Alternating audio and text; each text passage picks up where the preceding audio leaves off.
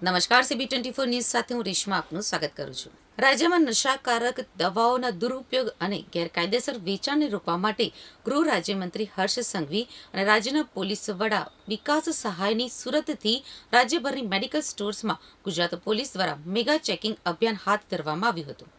આ mega checking અભિયાનમાં રાજ્યના તમામ શહેરો અને જિલ્લામાં સ્થાનિક પોલીસ મથકના in charge, local crime branch, special operation group અને જિલ્લા ફૂડ એન્ડ ડ્રગ વિભાગના અધિકારીઓના સંકલનમાં વ્યાપક ચેકિંગ હાથ ધરવામાં આવી રહ્યું છે. આ ચેકિંગ અભિયાનનો મુખ્ય હેતુ narcotics, drugs and psychotropic substance act હેઠળ આવરી લેવાતી દવાઓનું પ્રિસ્ક્રિપ્શન વગર વેચાણ, પ્રતિબંધિત દવાઓનો જથ્થો, નિયમોની વિરુદ્ધ વધુ પડતો દવાઓનો સંગ્રહ અને મેડિકલ સ્ટોર્સ દ્વારા રાખી ન શકાય તેવી દવાઓના વેચાણને અટકાવવાનો તથા નશાકારક દવાઓનું પ્રિસ્ક્રિપ્શન વગર વેચાણ અટકાવવાનો છે.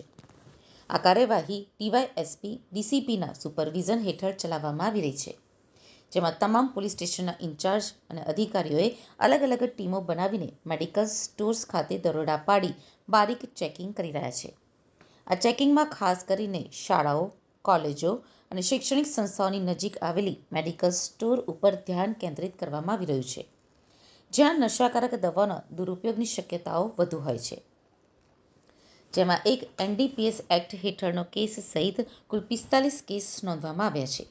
તદુપરાંત સુરત શહેરમાં 333 મેડિકલ સ્ટોર્સમાં ચેકિંગ કરી એક મેડિકલ સ્ટોરમાંથી 93 કોડીન સિરપ તેમજ એક મેડિકલ સ્ટોરમાંથી 15 કોડીન સિરપ અને 5 આલ્પ્રામાઝોલ બોટલ કબજે કરી કાયદેસરની કાર્યવાહી હાથ ધરાઈ છે. તદુપરાંત પાટણ જિલ્લામાં 4 વાગ્યા સુધીમાં 61 મેડિકલ સ્ટોર્સ, નવસારીમાં 184, જામનગરમાં 66 મેડિકલ સ્ટોર્સમાં ચેકિંગ કરાયું છે. તો ભરૂચ જિલ્લામાં 258 સ્થળે ચેકિંગ તેમજ આહવા ડાંગમાં 23 મેડિકલ સ્ટોર્સમાં ચેકિંગ કરવામાં આવ્યું છે. તે ઉપરાંત દાહોદ જિલ્લામાં કુલ 129 મેડિકલ સ્ટોર, પંચમહાલ જિલ્લામાં 112 અને ગાંધીનગર જિલ્લામાં 317 મેડિકલ સ્ટોરમાં સાંજે 4 વાગ્યા સુધી ચેકિંગ હાથ ધરાયું હતું અને હજુ પણ આ કામગીરી ચાલુ છે. આ અભિયાન રાજ્યના તમામ શહેરો અને જિલ્લાઓમાં એક સાથે હાથ ધરવામાં આવ્યું છે.